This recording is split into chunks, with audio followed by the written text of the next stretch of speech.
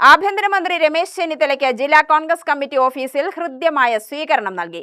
സ്വീകരണ സ്ഥലത്ത് പോത്തുണ്ടിയിൽ ചെന്താമര കൊലപ്പെടുത്തിയ സുധാകരന്റെ മക്കളുമെത്തി മന്ത്രിയെ കണ്ട് നിവേദനം നൽകി. രമേശ് ചെന്നിത്തലയെ സ്വീകരിക്കാൻ പാലക്കാട് ജില്ലാ കോൺഗ്രസ് കമ്മിറ്റി ഓഫീസിൽ നിരവധി കോൺഗ്രസ് നേതാക്കളും പ്രവർത്തകരും കൂടാതെ നിവേദനം നൽകാനുമായി വലിയ ജനാവലിയെത്തി. എന്നാൽ ഹൃദയസ്പർശിയായ കൂടിക്കാഴ്ചയും നിവേദനവും പോത്തുണ്ടിയിൽ നിന്നെത്തിയ സുധാകരന്റെ 2 പെൺമക്കളായ അഖിലയുടെയും അമൃതയുടെയുമായിരുന്നു. കുട്ടികളോട് മന്ത്രി കാര്യങ്ങൾ ചോദിച്ചറിഞ്ഞു. ചെന്താമരയിൽ നിന്ന് പൂർണ്ണ സംരക്ഷണവും കോടതി ഉത്തരവിട്ട 2 പേർക്കും സർക്കാർ ജോലിയും മന്ത്രി ഉറപ്പു നൽകി.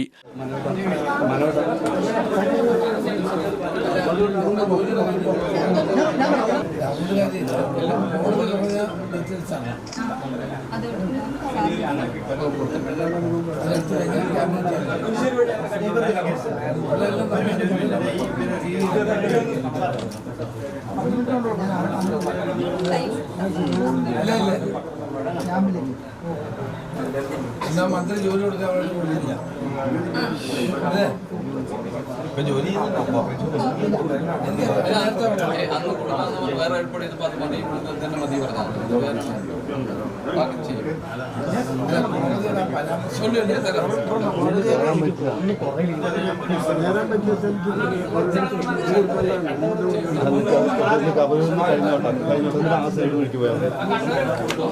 ജോലി കുട്ടികൾക്ക് 2 പേർക്ക് കൊടുക്കാന്ന് പറഞ്ഞിട്ടുണ്ട്. സർക്കാർ ജോലി തരാമെന്ന് പറഞ്ഞിട്ടുണ്ട്. കോടതിയിൽ നിന്ന് എന്താ ഉത്തരവ് കിട്ടുമെന്ന് ചോദിച്ചിട്ടുണ്ടായിരുന്നു.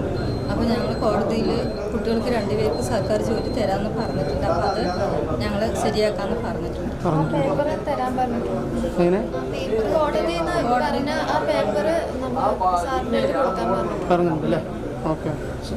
DCC പ്രസിഡന്റ് തങ്കപ്പൻ, MLA-മാരായ Sumesh Achuthan, Ramesh Pisharody, KPCC general secretary C. Chandran, CV Balachandran, PV Rajesh, P. Balagopal, DCC സെക്രട്ടറിമാരായ V. Ramachandran, K. Bhavadas, PN Murali, C. Balan, CV Satheesh, Boban Mattumantha എന്നിവർ പങ്കെടുത്തു.